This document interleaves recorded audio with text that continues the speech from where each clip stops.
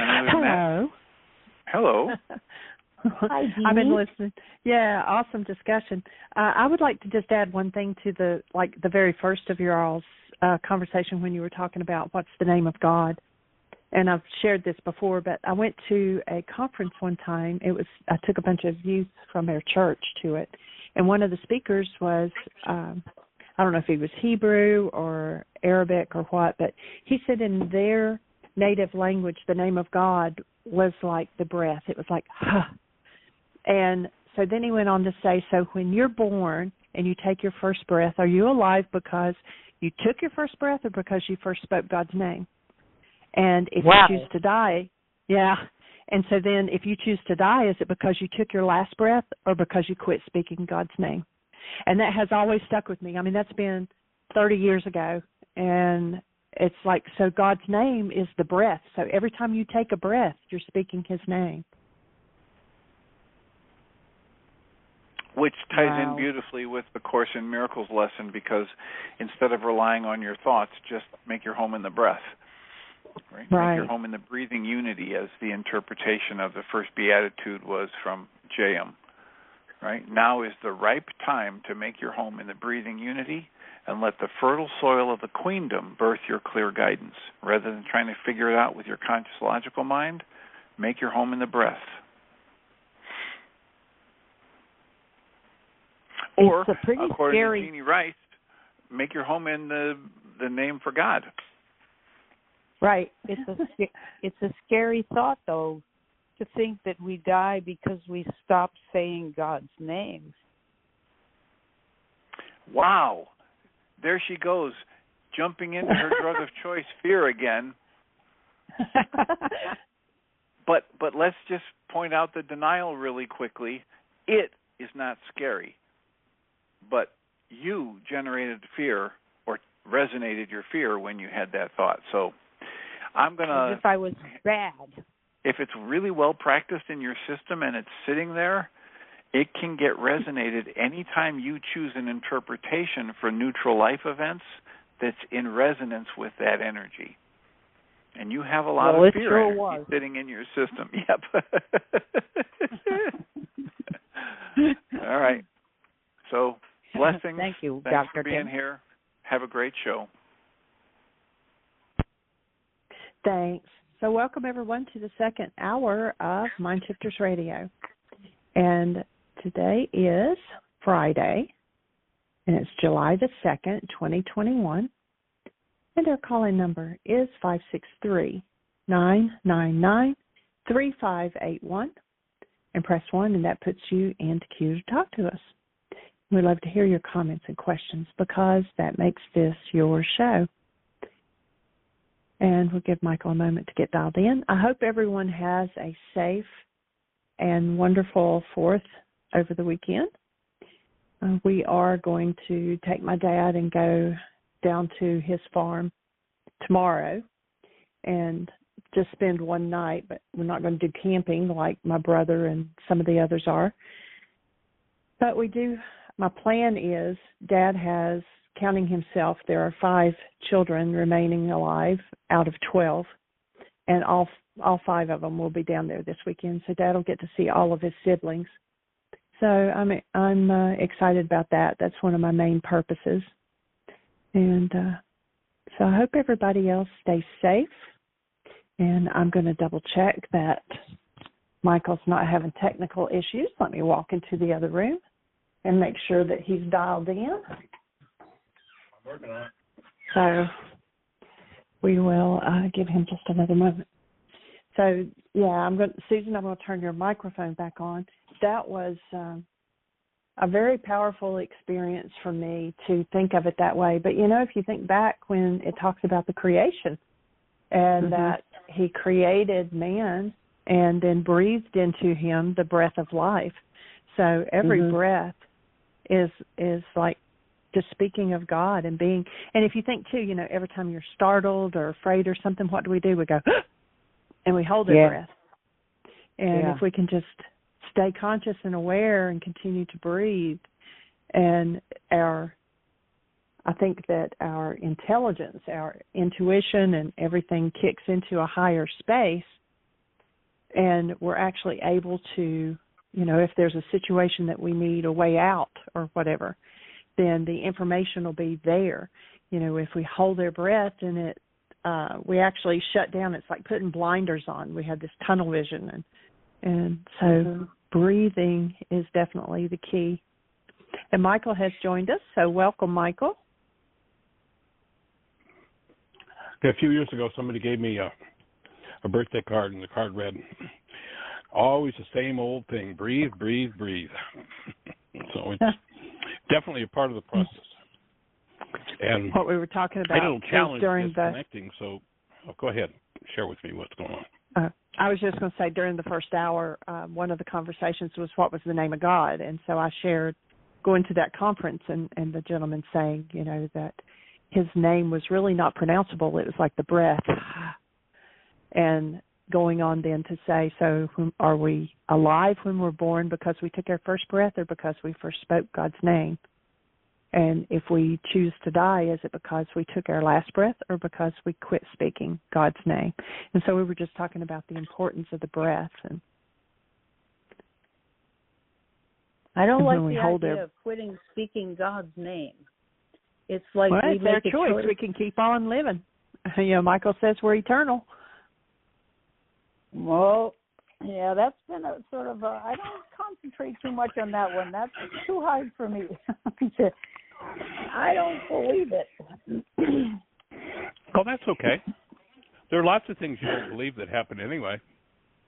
Well, I'm seeing evidence going in the other direction, too. Oh, there's plenty of evidence for all kinds of lies. I'm agreeing with you 100%. I mean, I don't know anybody over 120 that's still alive, so that's pretty good evidence that everybody's dying.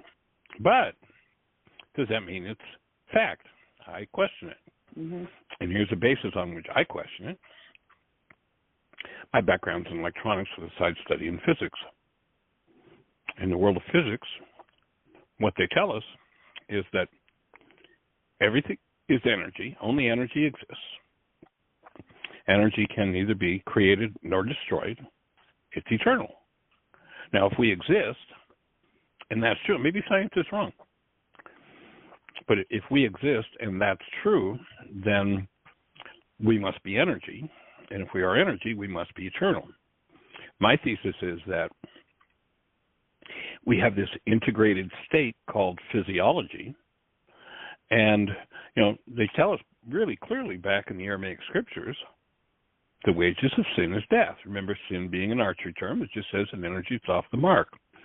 So everything in that realm, every, even little tiny word that we could think of that represents some variation on the theme of hostility or fear is the stuff death is made of. And if you put enough of that into an energy system that's made for life, and there's not enough life there, then that system's going to start to wind down. Having watched all manner of disease disappear, do that completely. Now, completely doesn't mean just, what's gone on in my life. We're told that those quote-unquote sins, those energies that are off the mark, have been passed to us from 4 generations back. So, nobody told me. I came to understand this, I don't even know at what point, probably 20 years ago in this work, maybe 30 even, I don't know. So I lived a lot of years not knowing that every thought, every piece of mind energy that I engaged in that was based in any form of hostility or fear was contributing to my death. I did a lot of years without a clue. And a lot of people have. So, and who knows the other story? Where do you hear the other story? So my offering is believe it, even if it doesn't happen, because even if it's not true, life's going to be a lot more fun because you'll be engaging in thoughts that are based in your true being in love rather than thoughts that are based in hostility or fear. And if you systematically begin to eradicate the thoughts based in hostility and fear, the thoughts based in sin, then you have to end up eternal. And then I go back and I listen to Yeshua in Revelations, and he says, to he or she that overcomes, they will not taste of the second death. They will become a pillar in the temple of my God, and was the temple but your body, and shall go out no more. I think we're going to stop killing ourselves when we start realizing that we're built for only one quality of energy and the rest doesn't belong. And one of the ways of telling what energy is moving is when that energy based in what the Aramaic called sin, the archery term off the mark, is moving in us, we disconnect from life. And how do we do that? Well, if you go to the original creation story, that creation story doesn't say God sent out his spirit. It says the Creator sent out its breath. It's our direct connection. And just watch yourself and watch people how little they breathe, how little time they spend bringing in aliveness and love, and how much comes out of their mouths. And Yeshua says words are the key to life and death. The power of life and death are in them. Words based in hostility or fear set up frequencies that reflect through physiology and dissolve it, deteriorate it. Words based in life, in love, create a foundation for reinforcing, shoring up, and strengthening aliveness. Now, all of that put together seems like a pretty good thesis to me. And what I know is life's going to be a lot more fun, even if that's all a lie, and I do it. But if I don't believe it, and I believe the other stuff, then I go around doing my hostility and fear thing. And, it may kill me, or I don't need to do that. So, at least we can entertain it. But the breath is certainly key to it. And, it's interesting, Ruka de Kudsha, the term that replaces the Holy Spirit, when we put two ideas together, and I don't know how much we don't understand yet. Some of these ideas from the Aramaic, I've gone back to I think you've got a copy of the book Enlightenment, don't you? By whom? Do you have the book Enlightenment? Enlightenment, the book we publish from the Khabouris. The book is called Enlightenment from the first century Aramaic Khabouris. I don't know if I do, Michael. Oh, well, we'll have to get you a copy. Anyway, I've spent hours just sitting reading some of those definitions to work on integrating them, and some of them I still can't remember. And I realized that the reason I can't get it, I can't grok it. You familiar with the term grok? Yeah.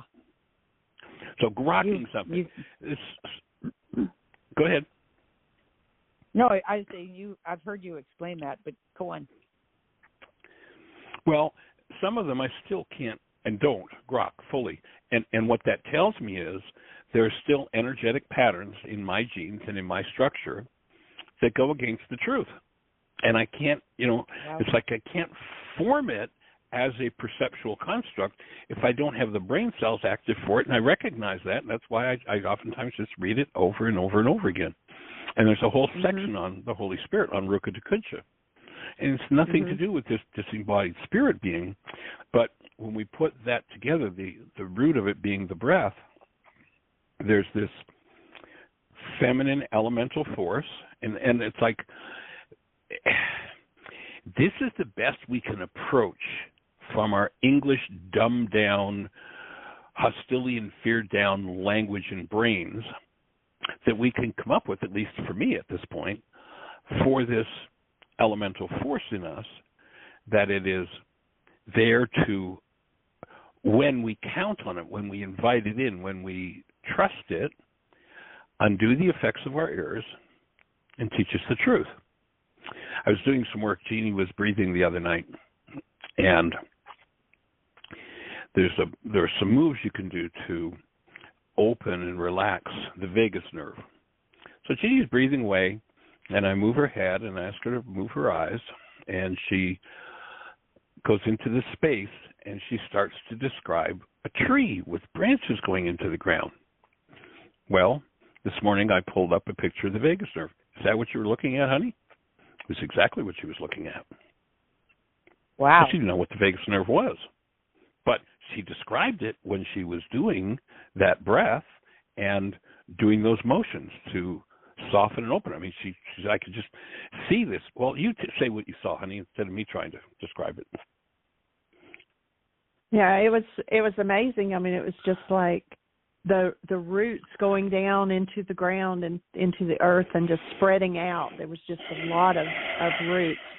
And when he showed me that picture this morning, it's like the nerve coming down your neck, and then it just like spreads out into your body, and it's pretty awesome.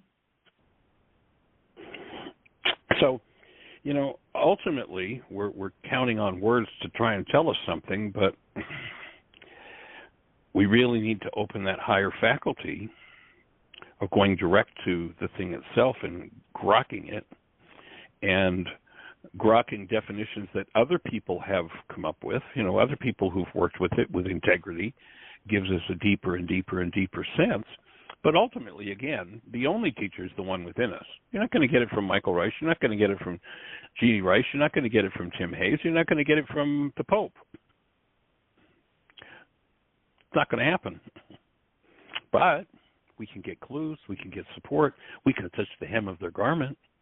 We can tap into their energy fields that have a certain level of experience, and that's exactly what we're doing here through this radio show.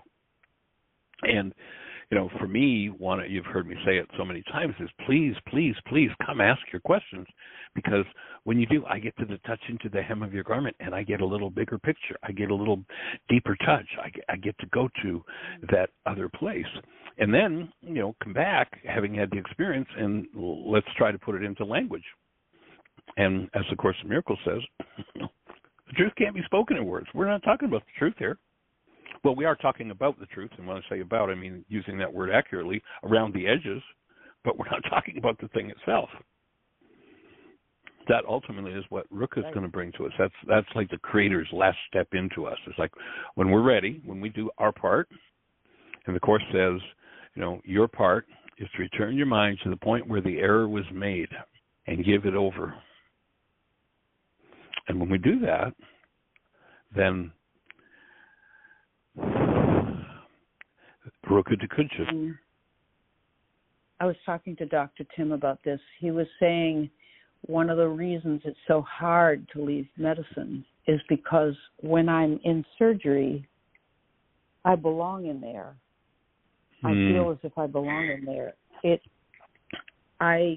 All my anxiety fades away, and I am focused, and I'm good, and he is on purpose, and Ruka is flowing. Yeah, I help people, which is part of my purpose, but it's also, I feel as if I'm a musician who is who has mastered the piece, and I'm in that zone, I'm in that space of absolute joy and ease.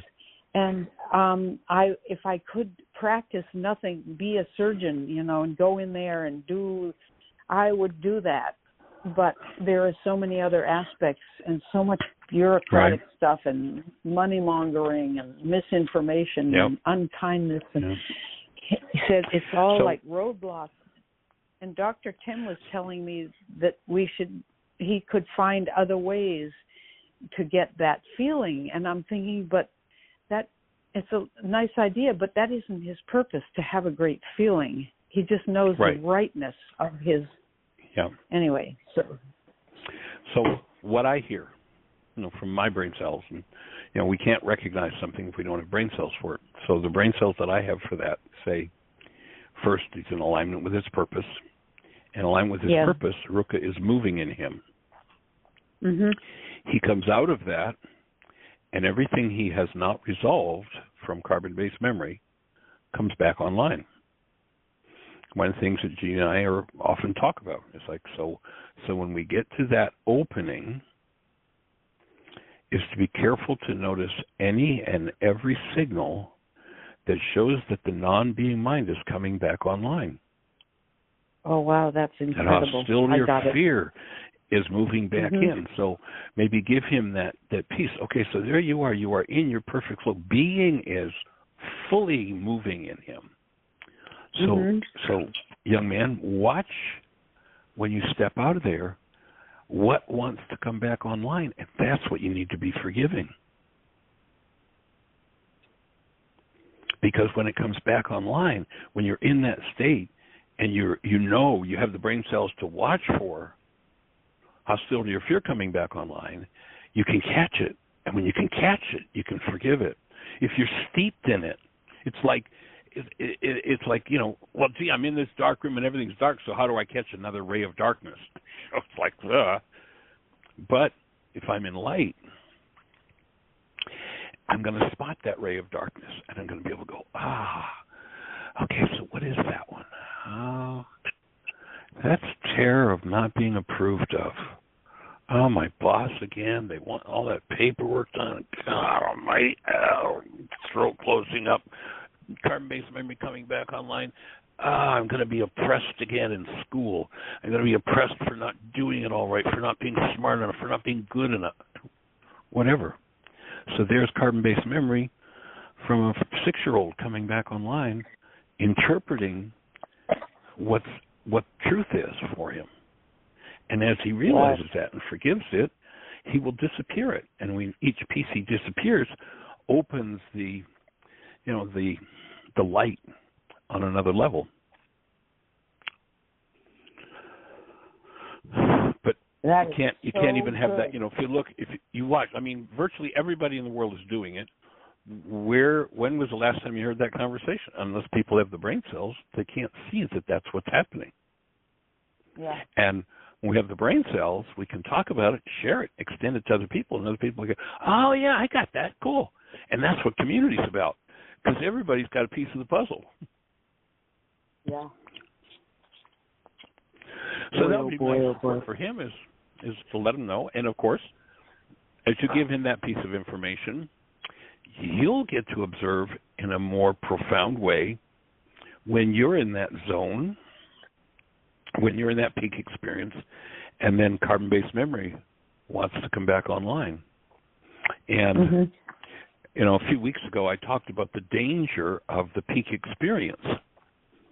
When we're in that peak experience and we're, 100% empowered by the presence of love, what has to happen? Whatever is ready to move that's unlike love is going to have to start to come to the surface. Carbon-based memory is going to start to kick back in and suck us back into its story. And when it does, a perceptual, and this is why having the brain cells is so important, a perceptual construct takes over from that peak experience, and whatever was ready to come up and heal next then becomes the foundation of this person's next healing opportunity.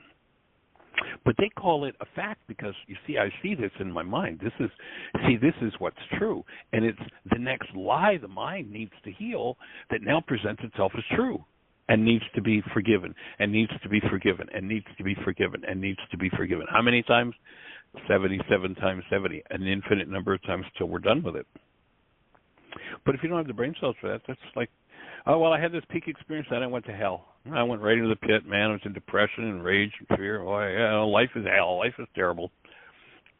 And that's just the next layer of what the peak experience, that the peak strength has given you the power to surface and look at and do the next layer of work.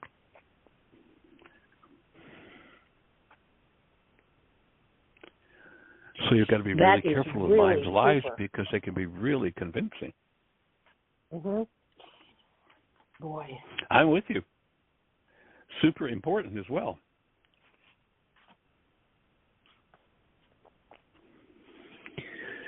And the indicator that one place or the other is what are we doing with Ruka Dakucha? When something like that comes, do we hold our breath? Which means carbon-based memory saying, I don't want to look. Remember that movie with the, what's his name? With Tom Hanks in it. A beautiful day in the neighborhood. Beautiful day in the neighborhood. What's the ego mind? What's the non-being mind keep doing and saying to Tom Hanks in that movie? Don't make me look. Don't make me look. And that's what holding the breath. Don't make me look. Geez, I just opened to this beautiful space. And now everything comes flooding up to me. Don't make me look. But the most desirable thing is to look. The most necessary thing is to look. Because when we clean all that gunk out, the only thing left is life. And life is eternal. The rest of it's a lie. And everybody's living in the lie.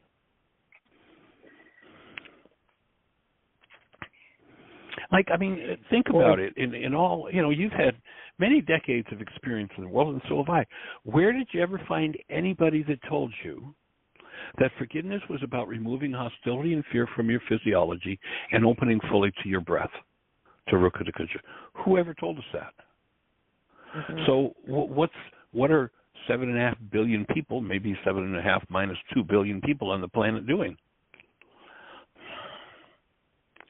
And they're dying as a result of it. There's a reason they're dying. There's a reason we are dying. And if we reverse that, we will stop dying. Total 100%, period. That's my take. Wow.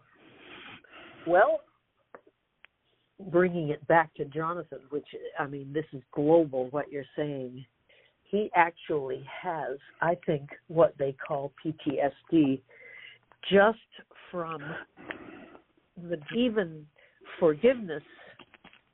It would ease a tremendous amount, and maybe it would take care of all the burnout feelings and stress. Maybe it would. Maybe that's the main thing, is his interpretation of what's going on, no matter how horrendous it appears, and love to think that he could go back to medicine and be free. And his only thought now is, I have to leave, but I'm leaving behind something I love when I'm really doing it. So the worksheet for him to do would be canceling his goal to stay. Okay. And ask him, the question we ask often is, how does that look like your life? How has it looked like his life to feel like he has to leave? And how far back does that go? And I think the other day you described to us that it was about grade 1. Yeah. That's how long that perceptual construct has been moving in him with great emotional trauma and pain.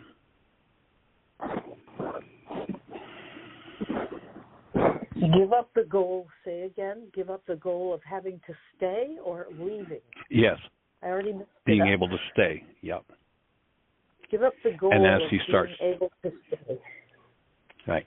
And then what will happen is the file in his mind on staying, which at least that story you told us the other day about him as a kid in school, at least started there, if not before, and or maybe started with a woman we know named Orb, who was the source of his life, the life of his physiology. Maybe there's one in there about her needing to get out and needing to leave.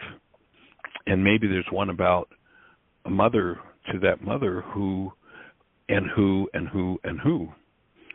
don't know where it started, but it sounds like a pretty strong construct in his mind, and as he starts to dissolve it, he'll make room for something else, and he'll step out of his peak experience and go, oh, I'm safe. Oh, I don't have to escape. I don't have to get out of here. I don't have to be under stress. I can, because all that stress is internal. I know.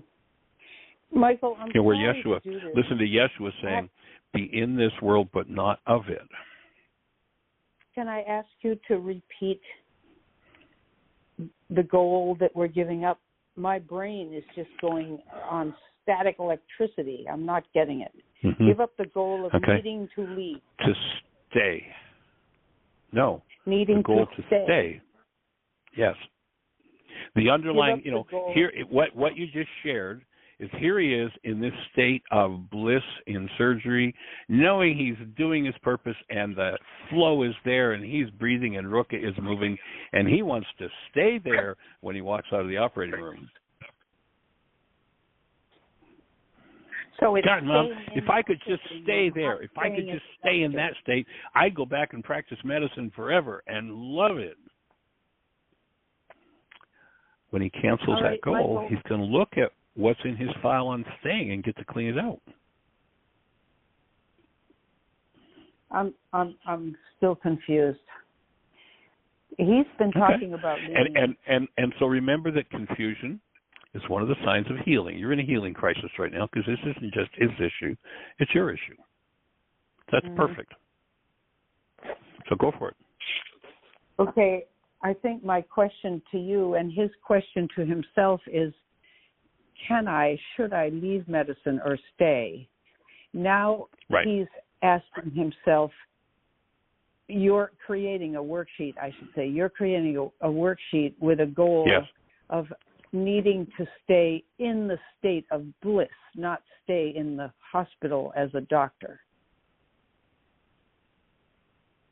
And or all of the above. It might be, he might end up doing the goal to stay in that connected state when he was back in grade 1 with that teacher, which instantly, if you look at it, that's what his son is dealing with Mr. What are we calling it? Gold bricking or gut golding? Gut gold.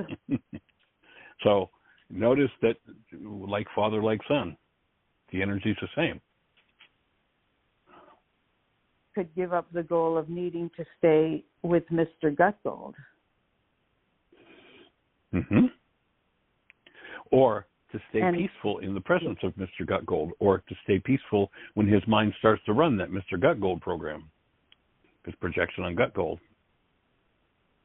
And you're giving up that goal. Well, remember that the core of forgiveness is, I have this perception, this construct in my mind, and it's driven by a goal. Forgiveness looks like canceling that goal so that construct will collapse. And when it collapses in on its own root.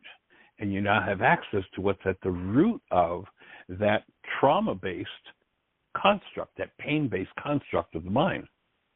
And when you bring that root of that pain-based construct forward in the presence of active love, then it dissolves. Whatever gets exposed dissolves.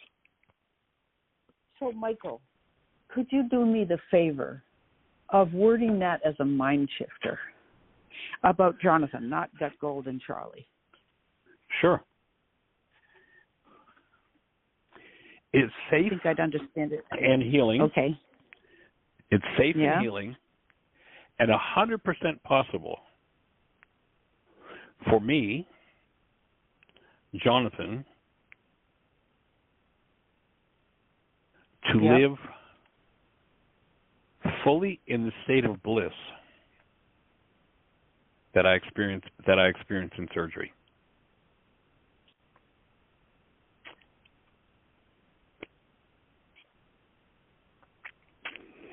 Okay, well, that, how would that help him with his decision about staying or leaving in the hospital? Well, here's how it will help. The file in which he holds the trauma, and it may not be the only file, but we've now identified, if everything we're saying is accurate and true, and of course only he can tell us that, I can't, you can't, but if everything we're saying is on target, then he's got a file in his mind on staying. Grade 1, comes home from school. I want to be in school. I'd love to be in school, but this teacher and these kids, and I don't feel right, and I'm not in the right place. So if that's what he's carrying, and you might have some view on how many generations that's been going on, that somebody's going to come in and disapprove of me, or somebody's going to hurt me or put me down, or whatever it is. So the way you clean that file out is by looking at what goal today is driving my perception that's showing me that pain. And by collapsing it in on itself, I get access to the underlying content that needs to be cleaned up. So if he collapses the goal... Cancels the goal, collapses the perception. Cancels the goal of staying. Mm-hmm. Okay. All right. And there might be many entry points to this particular construct that his mind is doing. Another one might be, and it ties back to the same issue. It might be being approved of. I'm in surgery. I am so on. I know that it is so perfect. And nobody could tell me any different. Nobody can interrupt that man. I am there, and I am in peak moment, and it's rocking. Yeah. Then I walk out the door, and I wonder if somebody's going to come disapprove of me for some reason. Somebody's going to come put me down, or somebody's going to, quote unquote, make me feel like I don't belong. And they would, so the next one might be, I cancel my need to be approved of. I cancel my need to be acceptable. I cancel my need to be accepted. I cancel my need to be good enough. It could be 1,000 variations on the theme that all support that underlying construct or that resulting construct. Mm. When we were walking today, he said, when I was on the Zoom call with Tim Hayes, he said more than once, wow, that's fodder for a worksheet.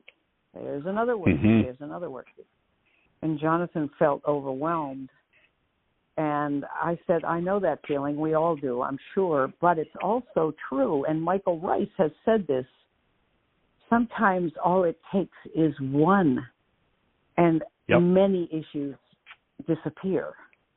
Collapse. So, yes, you keep doing them, and then maybe you keep doing them until there's this release, and we always have issues, but the major ones, don't get overwhelmed. I just said that isn't necessarily true. You do one, and it'll take you to a different place, and maybe the 6 other ones aren't really necessary anymore. I hope I said the right thing, but I didn't want him to give up. Right. Well, it's like if I'm going to drive a car down the road, everything about the car has to be in alignment and in order. It's a lot of pieces. The tire pressure, the tires, the wheels, the brakes, the engine, the fuel supply, the oil supply, the generator, the alternator, all of it needs to be in harmony. And if it's not, then there's work to be done. Now, I remember a woman in a workshop back a couple of years ago. This goes back maybe 3 or 4 years ago. And she had a big complaint after the workshop. She's someone who was in her, I think, 50s, had been an alcoholic, if I remember correctly, maybe a prostitute too, I don't know, but like a heavy, heavy-duty life. And she asked a question about a particular issue that was very broad. And, and she said, well, what do I do? And she became very agitated and pointed her agitation at me. Of course, I know her whole life has been about agitation, but she pointed her agitation at me when my response was all of the above. Like, if I've got a 40-year-old rickety car that I've driven for 400,000 miles and I haven't really taken care of it very well, and I take it to the mechanic and I want it to run like a new car, the mechanic is going to say, well, you're going to have to fix the tires, you're going to have to redo the brakes, you're going to have to do the gas line, you're going to have to do you're going to have to, and you're going to have to, and you're going to have to. And the answer they want, well, no, just tell me the one thing I need to do. It's like, no, it's all of the above. And, my analogy there for her was, lady, you've been doing drugs and alcohol for almost or maybe better than 50 years, and you're committed to being free of it and being done with it. And you want me to give you a one-point solution to this huge dilemma that you've just brought up, and you're going to get peeved at me because I can't say, if you do this, then you'll be done? No, lady, you're going to have to do all of the above. You're going to have to do your hostility, your fear, your family stuff, your kids stuff, your parents stuff. You're going to do all of that in order to get this thing back in A1 operating shape. It's just what's going to have to be done after 50 years of beating the hell out of it. Mhm. Wow. Well, back to the overwhelm, but I get it. It's true. And it can, and of course, someone whose core issue is overwhelm then their 77 times 70 worksheets is going to be on overwhelm. And what's their healing process going to look like? When they hit the new peak level, what's that healing crisis going to come that's going to come next? Overwhelm. So they're going to do 77 times 70 worksheets on overwhelm. And the overwhelm might run into, their work lives. It might run into their sex lives. It might run into their lives with their children. It might run into their lives with their parents. It's like, I'm an overwhelm about everything. Okay. So there's nothing overwhelming in the world. But if my mind holds a reality called overwhelm, I can put it on anything in the world. And everything. And if somebody's an overwhelm, they usually do. They put it on everything.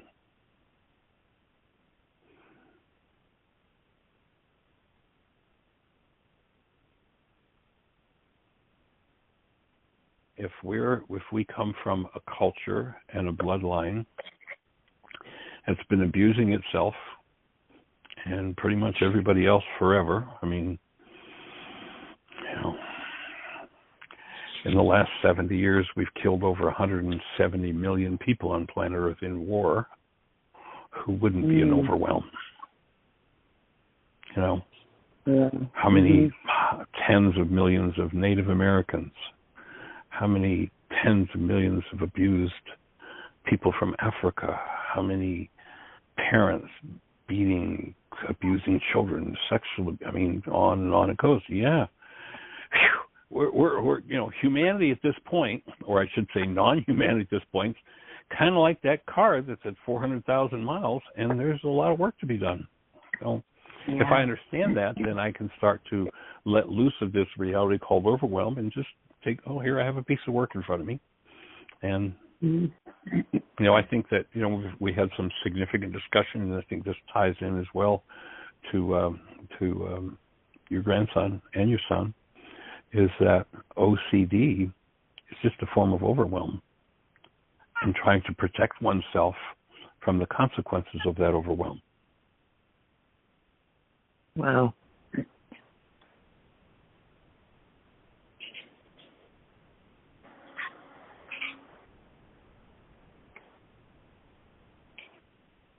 That's big stuff.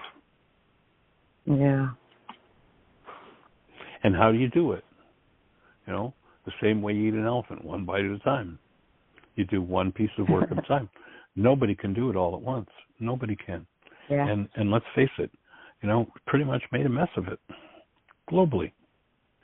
Pretty much made. There's some people who are doing really well. In the pandemic, the top 10 billionaires in the country added, I forget exactly how much, something like $70 or $80 billion to their wealth. Hey, they're rocking. They're doing pretty well. But the average Joe is afraid that when these rent, moratoriums are canceled, that they're going to get thrown out of their homes. That's what the average person, a lot of people are doing. That's a mess. That's in the wealthiest country in the world that's handed out billions and billions and billions of dollars to corporations who are wealthy, making billions of dollars, while people are starving. That's a mess. It's insane. What have we done? What are we doing? And it's a lot to handle. So what do? I take the piece of work I have to do now, and I do that piece of work. And I let the rest go because I can't do it all. If I try to do it all at once, I'm not going to get any of it done.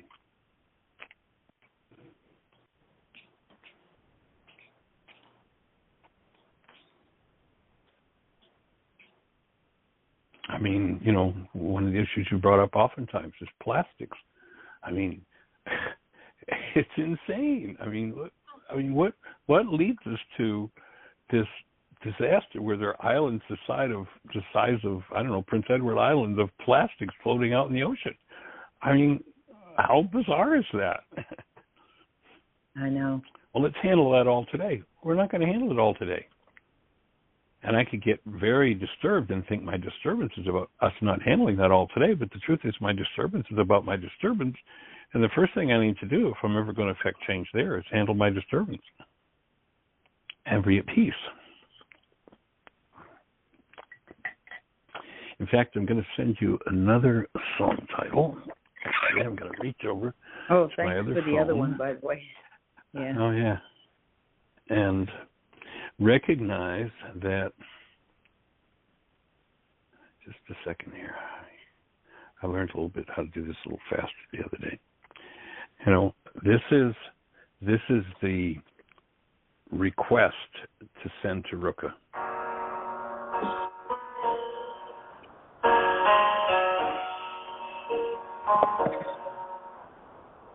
A teardrop falls into the ocean. This world is so full of grief.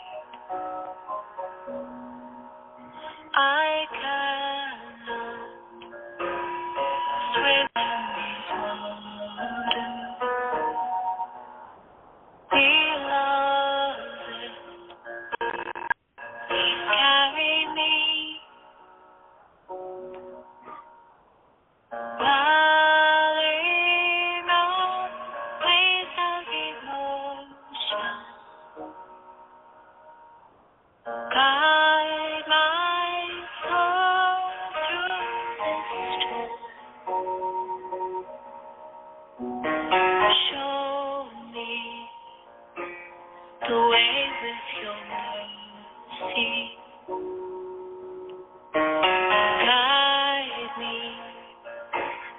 Guide me back home. Carry me across the ocean. Carry me with your love. Give me your hand. Hold me close. Give me peace. Give me peace. Carry me across the ocean. Carry me with your love. Give me your hand. Hold me close. Give me peace. Give me peace. Sweet peace.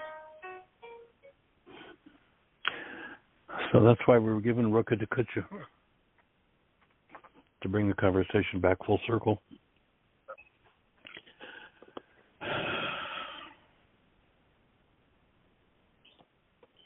Because we can't do it on our own.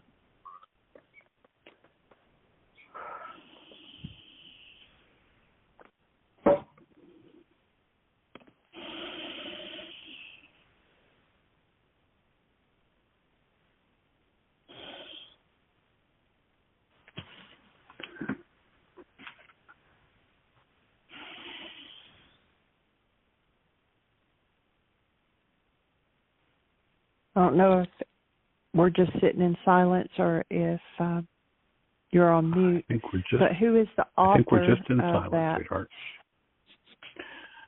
Okay, it's on our playlist. You can find it in your phone there. It's Peter Cater, Kater, and the song is "Carry Me." There's a second.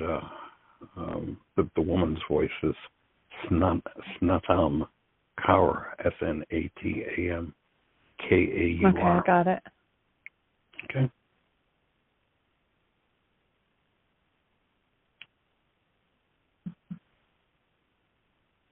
So how are you doing, Susan? Doing fine. Thanks for the song. It comes across very roughly. I'd love to hear it again.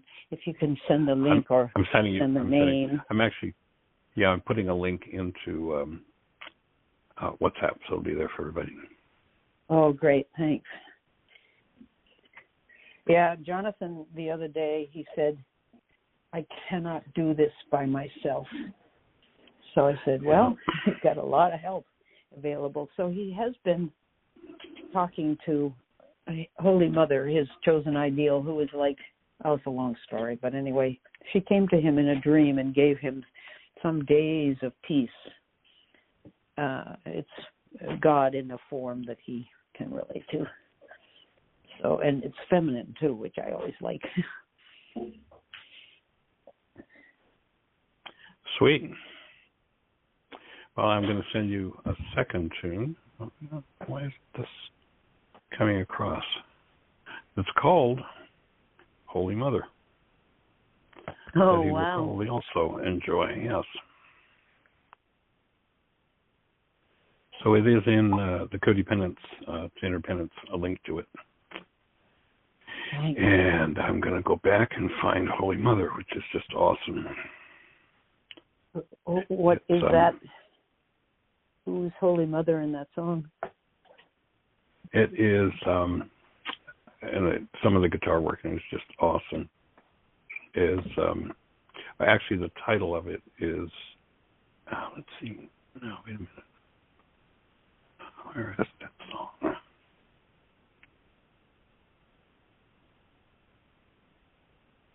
Give me a second here. I'm just looking through my playlist.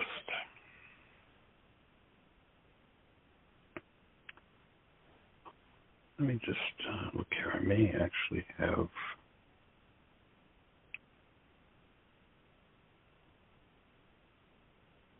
I think it's Eric Clapton.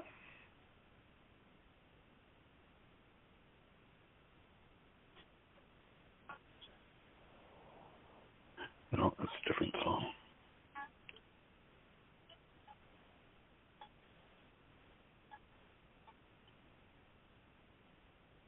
I wish there was a way that we could play music through this show with perfect clarity, with all the beautiful subtleties that go with the instrumentals and such. But anyway.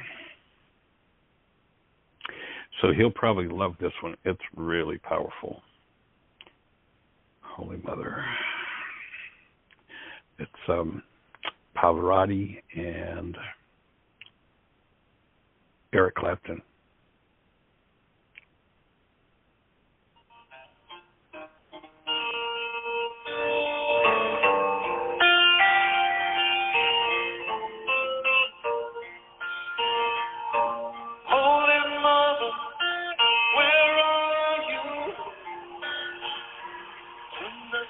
I feel broken in two. I've seen the stars fall from the sky. Holy Mother, can't keep from crying. Oh, I need your help this time. Get me through this lonely night. Which way to turn? Find myself again. Holy Mother, hear my prayer. Somehow I know you're still there. Help me please find peace of mind. Take away this pain. I can't wait. I can't wait. I can't wait any longer. I can't wait. I can't wait. I can't wait for you. And Pavarotti kicks in. Holy Mother, hear my prayer. I know your name at thousand times. I must enter running through my soul. All I need is a hand to hold. Oh,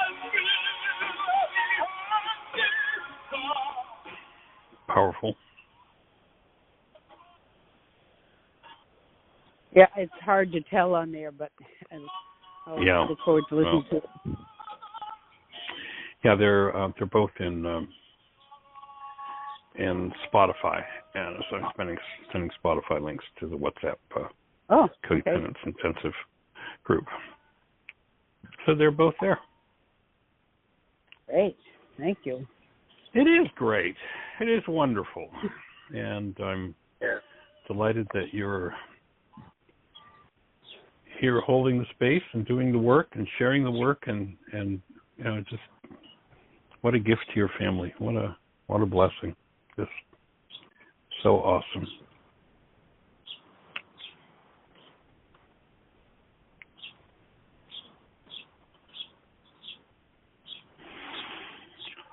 Well, it's wonderful. So we've got about. Go ahead. It's wonderful to have the work, but I do have to do worksheets on being a little bit panicked because I found you guys and the work so late.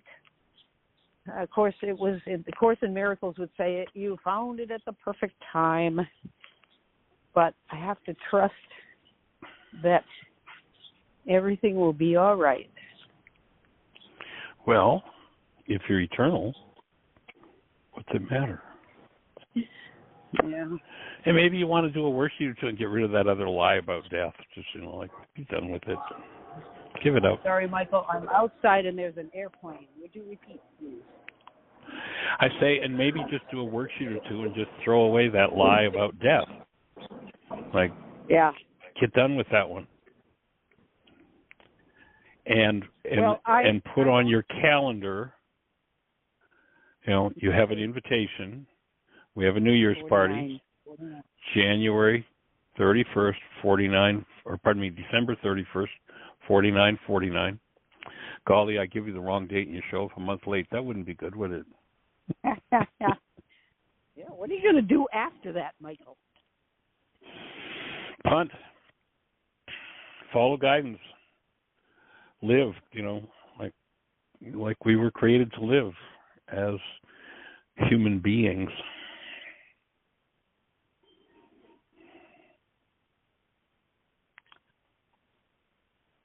So I breathe with you. I enter Ruka with you.